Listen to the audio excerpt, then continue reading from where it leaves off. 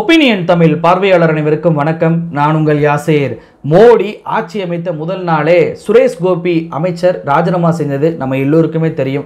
பாஜக கட்சியில தான் இது போன்ற ராஜினாமாக்கள் உருவாகுது அப்படின்னு சொல்லி பார்த்தா இன்னைக்கு பாஜக கூட்டணியிலேயே ராஜினாமாக்கள் என்பது முதலாக உருவாக ஆரம்பிச்சிருக்கு. பாஜக கூட்டணியுடைய முக்கிய தலைவர், அதுவும் மூத்த தலைவரான நிதிஷ்குமார் கட்சியை சேர்ந்த கேசி தியாகி தன்னுடைய பதவியை ராஜினாமா பண்ணியிருக்கிறார்.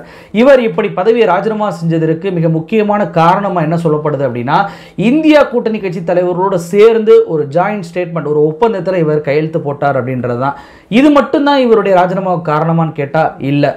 பாஜக நிதிஷ்குமார் கட்சிக்குள்ளே புகுந்து இவரை ராஜினாமா செய்ய வச்சிருக்கிறாங்க. அப்படி என்ன தேவை பாஜகவுக்கு வந்துச்சு? எதற்காக நிதிஷ்குமார் கட்சிக்குள்ளே நுழைஞ்சு இவரை ராஜினாமா செய்ய வைக்கணும்? அப்படி இவர் இந்தியா கூட்டணி கட்சி தலைவரோட சேர்ந்து அப்படி என்ன ஒப்பந்தத்தில் தான் கையெழுத்து போட்டார் என்பதை பற்றியும், அது மட்டுமல்ல தேஜஸ்வி யாதவ் ஒரு நாள் தர்ணாவை பீகாரில் நடத்தியிருக்கிறார். அந்த ஒரு நாள் தர்ணாவில் ஒட்டுமொத்த பாஜகவும் நிதிஷ்குமாரும் அம்பலப்பட்டு போயிருக்கிறாங்க. அந்த தர்ணா எதற்காக நடத்தப்பட்டுச்சு, அந்த தர்ணாவில் பேசப்பட்ட விஷயங்கள் என்ன, இது எல்லாம் பற்றியும் தான் இந்த வீடியோவில் பார்க்க போகிறோம். இந்த வீடியோவை முழுமையாக பாருங்க. மறக்காம நம்மளுடைய ஒப்பீனியன் தமிழ் சேனலை சப்ஸ்கிரைப் பண்ணிக்கோங்க. நிதிஷ்குமார் கட்சியுடைய தேசிய செய்தி தொடர்பாளராக இருந்தவர் தான் கேசி தியாகி. இவர் ரொம்ப முக்கியமான தலைவர், மூத்த தலைவராக இருக்கக்கூடியவர். இவர் தன்னுடைய பதவியை இப்போ ராஜினாமா பண்ணியிருக்கிறார். இவருக்கு பதிலாக ராஜீவ் பிரசாத் ரஞ்சன் தேசிய செய்தி தொடர்பாளராக தொடர்வார் அப்படின்னு சொல்லி நிதிஷ்குமார் இன்னைக்கு அறிவிச்சிருக்கிறாரு. என்னங்க, ஒருத்தர் ஒரு பதவியை ராஜினாமா செய்வதும் அந்த கட்சியில் இன்னொருத்தருக்கு அந்த பதவி கொடுப்பதும் ஒரு சாதாரண விஷயம். அரசியல் இதெல்லாம் சகஜம் தானே. இதில் என்ன பெரிய பாஜக கூட்டணியில் ஒரு பாதிப்பு வரப்போகுது, பாஜக இதுக்கு காரணமாக அமைப்போகுதுன்னு சொல்லி கேட்டிங்கன்னா அதுதான் தப்பு. ஏன்னா இவரை ராஜினாமா செய்ய வைத்ததற்கு மிக முக்கியமான காரணமாக பாஜக இருக்கு. ஏன்னா சமீபத்தில் நிதிஷ்குமார் கட்சியுடைய செயற்குழு கூட்டம் நடந்துச்சு.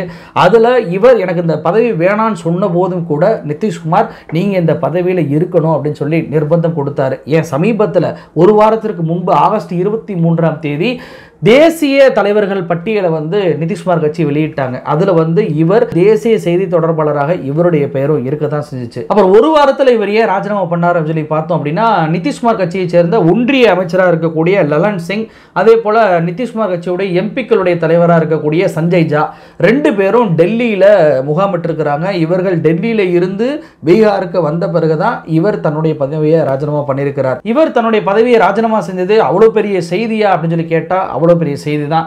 1974 இவர் அரசியலுக்கு வர்றாரு.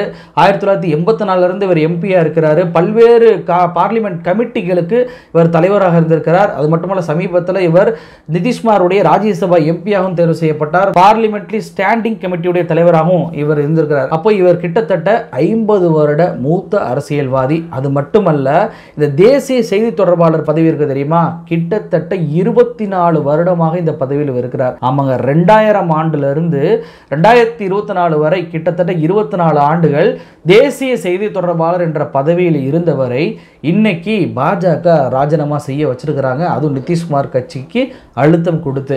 ஏன் இப்படியான அழுத்தம் கொடுத்தாங்க அப்படின்னு சொல்லி பார்க்கும்போது, இந்த பாஜக கூட்டணி அமைவதற்கு முன்னாடியே பார்த்தீங்கன்னா பேச்சுவார்த்தை நடக்கும்போது கேசி தியாகி என்ன ஸ்டேட்மெண்ட் விட்டாருன்னா, சாதிவாரி கணக்கெடுப்பு நாடு முழுவதும் நடத்தணும். அது மட்டுமல்ல அக்னிபாத் திட்டம் பீகாரில் மிகப்பெரிய கொந்தளிப்பை ஏற்படுத்தியிருக்கு. அந்த திட்டத்தையுமே பாஜக அரசு அதில் உள்ள குறைகளெல்லாம் நிவர்த்தி பண்ணணும் அப்படின்ற ஒரு ஸ்டேட்மெண்ட்டை விட்டார். அது மட்டுமல்ல சமீபத்தில் தலைமை நீதிபதி சந்திரசூட் அவர்கள் SC STயில் சப் கிளாஸ் பண்ணுவதை மாநில அரசுக்கு அதிகாரம் இருக்கு அப்படின்னு சொல்லியிருந்தாங்க. அதையும் இவர் வரவேற்று பேசியிருந்தார். ஏன்னா நிதிஷ்குமார் தான் முதல்ல SC STயில் சப் கிளாஸை உருவாக்குனவர் அப்படின்ற ஒரு ஸ்டேட்மெண்ட்டை பிரஸ் மீட் வச்சு இவர் கொடுத்திருந்தார். அது மட்டுமல்ல தொடர்ச்சியாக பீகாருக்கு சிறப்பு அந்தஸ்து கேட்டது.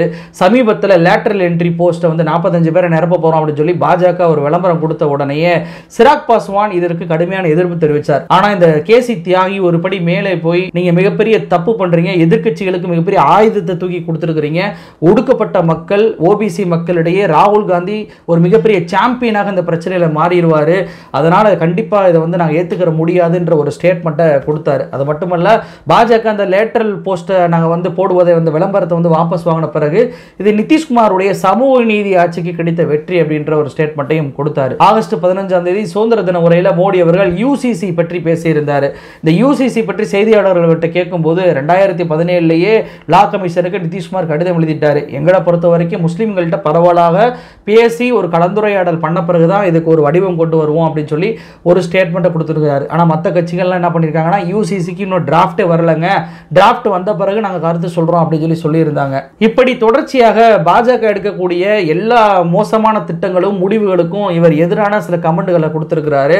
ஆனால் இது இவரோட கமெண்டான்னு பார்த்தீங்கன்னா நல்லா கவனிச்சு பாருங்க. இது வரைக்கும் நான் கொடுத்த ஸ்டேட்மெண்ட் எல்லாமே யூசிசிலேருந்து லேட்டரல் என்ட்ரி போஸ்ட்லேருந்து எஸ்சி எஸ்டி சப் கிளாஸ்லேருந்து சிறப்பு அந்தஸ்துலேருந்து எல்லாமே நிதிஷ்குமார் என்ன சொன்னாரோ அதை தான் இவர் சொல்லியிருப்பார். அதாவது நிதிஷ்குமார் பாஜக கூட்டணியில் இணைவதற்கு முன்பு என்னெல்லாம் சொன்னாரோ அதையெல்லாம் இவர் மீண்டும் ஒரு நினைவுபடுத்தி எங்களோட நிலைப்பாடு இதுதான், எங்களுடைய நிதிஷ்குமாரோட நிலைப்பாடு இதுதான் சொல்லியிருந்தாரே தவிர இவருடைய சொந்த கருத்தை எங்கேயுமே சொன்னதில்லை. ஆனால் 2025 பீகாரில் சட்டமன்ற தேர்தல் நடக்க போது இப்படியான சூழ்நிலையில் இவர் தொடர்ச்சியாக நாங்கள் இருக்கக்கூடிய எல்லா முடிவுகளுக்கும் எதிர்ப்பு தெரிவிச்சுக்கிட்டே இருந்தார். அப்படின்னா எப்படிங்க கூட்டணியில் சரியா இருக்கும் அப்படின்னு சொல்லி பாஜக நிதிஷ்குமார் கட்சியுடைய தலைவர்களை டெல்லிக்கு கூப்பிட்டு அழுத்தம் கொடுத்து இவரை நீக்கி வச்சிருக்கிறாங்க.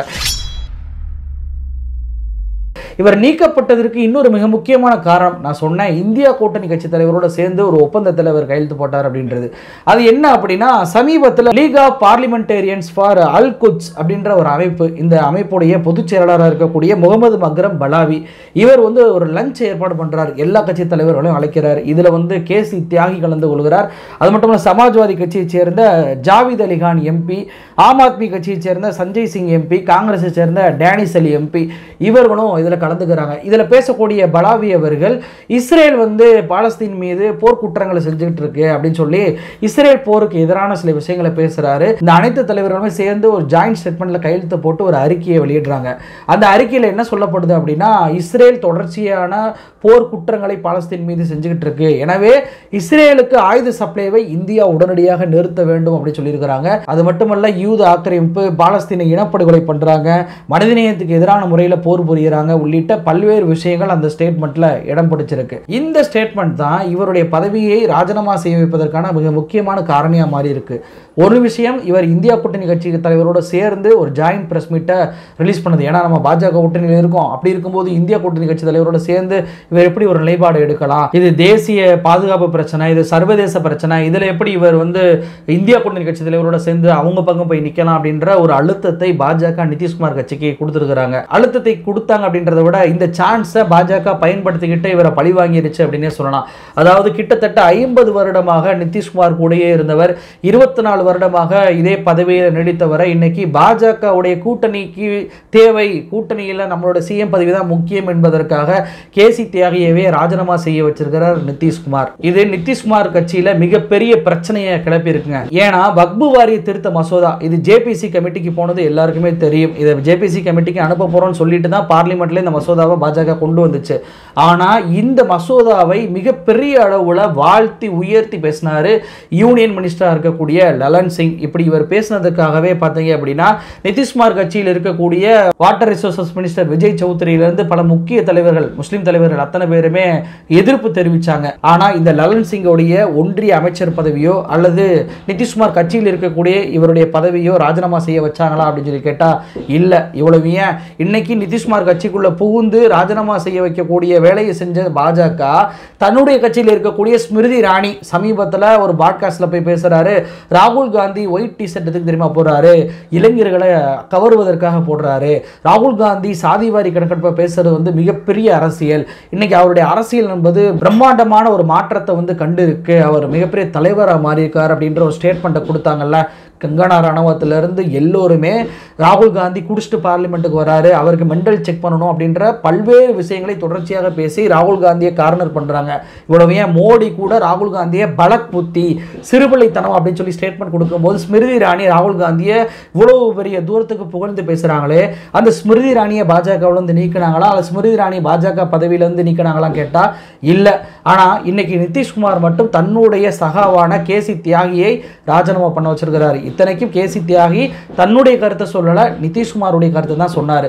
ஆனாலும் இன்னைக்கு நிதிஷ்குமார் ஏன் இந்த முடிவு எடுக்கிறார் அப்படின்னா, அவர் தனக்கு முதலமைச்சர் பதவி வேணும்னா பாஜக கூட்டணி இருக்கணும் அப்படின்ற ஒரு ஒற்றை காரணத்துக்காக தான். ஆனால் இதுவே அவருக்கு எதிராக மாறப்போகுது. பாஜக சார்பாக நம்ம இல்லை, நம்மளோட நிலைப்பாடை சொன்னோம் அப்படின்னா நமக்கும் இதுதான் கதி ஏற்படும் அப்படின்ற ஒரு நிலை இன்னைக்கு நிதிஷ்குமார் கட்சியில் உருவாக ஆரம்பிச்சிருக்கு. அப்போ பாஜக சார்பு நிலையை அங்கே இருக்கக்கூடிய தலைவர்கள் எடுக்க ஆரம்பிச்சிருவாங்க. பாஜக என்ன திட்டங்களை கொண்டு வருதோ அதை வரவேற்கக்கூடிய நிலைப்பாட்டுக்கு வருவாங்க. நிதிஷ்குமாரே அதை எதிர்த்தாலும் கூட இவர்கள் பாஜக பக்கம் போவதற்கான வாய்ப்புகள் என்பது ஏற்படும். அப்ப இன்னைக்கு தன்னுடைய கட்சியில பாஜக தலையிடுவதை நிதிஷ்குமார் உருவாக்கி இருக்கிறார் என்பது அவருடைய கட்சியை அழிக்கக்கூடிய வேலை என்பது அவருக்கு இன்னும் கொஞ்ச நாள்ல புரியதான் போகுது. சரி, இது ஒரு புறம் இருக்க, இன்னொரு பக்கம் தேஜஸ்வி யாதவ் ஒரு நாள் தர்ணா நடத்தினார்னு சொன்னல, அது என்னன்னு சொல்லி பார்த்துடலாம். தேஜஸ்வி யாதவை பொறுத்த வரைக்கும் நாடு முழுவதும் சாதிவாரி கணக்கெடுப்பை ஒன்றிய அரசு நடத்தணும். அதே போல பீகார்ல 65% இடஒதுக்கீடை 9வது அட்டவணை பிரிவில் கொண்டு வரணும் அப்படின்னு சொல்லி ஒரு நாள் தர்ணாவை நடத்தியிருக்கிறார். இது ஏன் 65% 9வது அட்டவணையில் கொண்டு வரணும்னு சொல்றாருன்னா, நிதிஷ்குமாரும் தேஜஸ்வி யாதவும் இந்தியா கூட்டணியில் இருக்கும்போது சாதிவாரி சர்வே எடுத்தாங்க.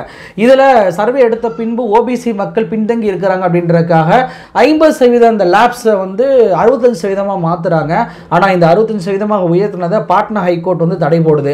உச்சநீதிமன்றத்துக்கு இந்த வழக்கு போது உச்சநீதிமன்றம் அந்த தடையை நீக்கல. இப்ப ஒன்றிய அரசுல நிதிஷ்குமார் தானே இருக்கிறாரு.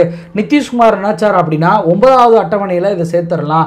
நிதிஷ்குமார் நினைச்சார் அப்படின்னா சாதிவாரி கணக்கெடுப்பை நாடு முழுவதும் நடத்திடலாம். ஏன்னா நிதிஷ்குமாரோட எம்பிக்களோட ஆதரவோட தான் மோடி ஆட்சியில் இருக்கிறாரு. அவர் மட்டும் ராஜினாமா பண்ணிட்டார் அப்படின்னா இந்த ஆட்சி கவுந்துரும். அப்ப நிதிஷால எளிமையாக பேரம் பண்ண முடியும். ஆனா நிதிஷ்குமார் பண்ண மாட்டார் அப்படின்னு சொல்லி நேற்றைக்கு நடந்த அந்த ஒரு நாள் தர்ணால ஆவேசமாக பேசியிருக்கிறாரு தேஜஸ்வி யாதவ். அது மட்டும் கிடையாது, பாஜகவையும் இதில் அம்பலப்படுத்தியிருக்கிறாரு. பாஜகவை பொறுத்த வரைக்கும் குப்பை அள்ளுபவனுடைய மகன் குப்பை தான் அள்ளணும், பிச்சை எடுப்பவருடைய மகன் பிச்சை தான் எடுக்கணும். நிலம் இல்லாதவர்களுக்கு நிலம் என்பது கிடைக்கவே கூடாது. இவர்களை பொறுத்த வரைக்கும் ஒரு குறிப்பிட்ட நபர்கள் மட்டும்தான் எல்லாத்தையும் அனுபவிக்கணும். அந்த நபர்களுக்கு வேலை பார்க்கக்கூடியவர்களாக தான் நம்மவர்கள் இருக்கணும்.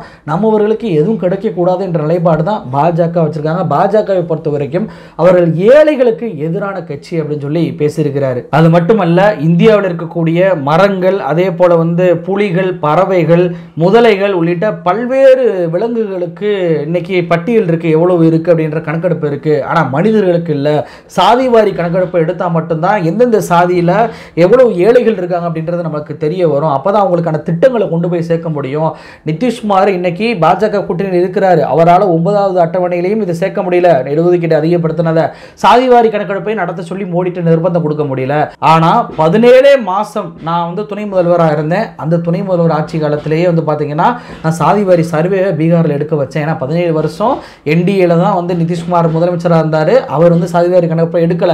17 மாசத்திலே நான் எடுத்தேன் அப்படின்னு சொல்லி தன்னுடைய பாயிண்டாக பேசியிருக்கிறாரு தேஜஸ்வி யாதவ். அதாவது 2025 தேர்தலில் எப்படியாவது பாஜக நம்மளோட இணையணும், பாஜக கூட்டணியில் நம்ம இருந்தால் தான் நம்ம மீண்டும் முதலமைச்சர் ஆகணும்னு சொல்லி நிதிஷ்குமார் ஒரு கனவு காண, அந்த கனவுல மண்ணள்ளி போடும் விதமாக சாமானிய மக்களுக்கு புரியும் விதமாக நிதிஷ்குமார் ஏன் பாஜக கூட்டணிக்கு போனார், அவர் பாஜக கூட்டணியில் இருந்து கொண்டு இந்த பீகாருக்கு நல்லது பண்ணலாம், ஆனால் நல்லது பண்ண மாட்டார், அவருக்கு தன்னுடைய பதவி தான் முக்கியம் அப்படின்ற ஒரு நிலைப்பாட்டை இன்னைக்கு மக்கள் மத்தியில் போட்டு உடைச்சிட்டாரு தேஜஸ்வி யாதவ்.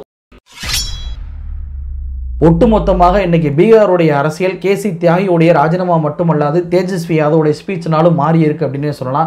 பீகாரில் வரக்கூடிய ஆண்டு நடக்கக்கூடிய தேர்தலில் மோடி அவர்கள் எப்படி சந்திக்க போறார் என்பதே மிகப்பெரிய ஒரு கொஸ்டின் மார்க்காக இருக்கு. ஏன்னா மோடியை பொறுத்த வரைக்கும் மகாராஷ்டிரா தேர்தலில் தன்னால் சந்திக்க முடியாது என்ற பயந்து கொண்டு தான் தேர்தல் ஆணையத்தை வச்சு மகாராஷ்டிரா தேர்தலே அவர் அறிவிக்காம விட்டாரு. இன்னைக்கு சத்ரபதி சிவாஜி சிலை இடிஞ்சு உள்ளது மிகப்பெரிய ஆப்பாக பாஜகவுக்கு மாறி இருக்கு. இன்னொரு பக்கம் ஹரியானா ஆட்சியில் இருக்கக்கூடிய ஹரியானா மாநிலத்திலேயே மீண்டும் நம்மளால் ஜெயிக்க முடியாது என்பதற்காக லீவை காரணம் காட்டி இன்னைக்கு தேர்தலையே தள்ளி வைக்கக்கூடிய அளவுக்கு பாஜக வந்திருக்கிறாங்க. இப்படியான சூழ்நிலையில தாங்கள் ஆட்சி செய்யக்கூடிய மாநிலத்திலேயே இவர்களால் ஜெயிக்க முடியாத சூழ்நிலை வரும்போது நிதிஷ்குமாரை நம்பி தான் பீகாரில் பாஜக வர்றாங்க. ஆனால் நிதிஷ்குமாருடைய கட்சியிலேயே இவர்கள் பல்வேறு முக்கிய தலைவர்களை, மூத்த தலைவர்களை, கூட்டணியில் இருக்கக்கூடிய தலைவர்களே ராஜினாமா செய்ய வைக்கிறாங்க அப்படின்றது நிதிஷ்குமார் கட்சியுடைய தொண்டர்களுக்கு கண்டிப்பாக கோபத்தை ஏற்படுத்த தான் போகுது. அது தேர்தலில் எதிரொலிக்க தான் போகுது. என்ன நடக்குது அப்படின்றத பொறுத்திருந்து பார்ப்போம். நன்றி.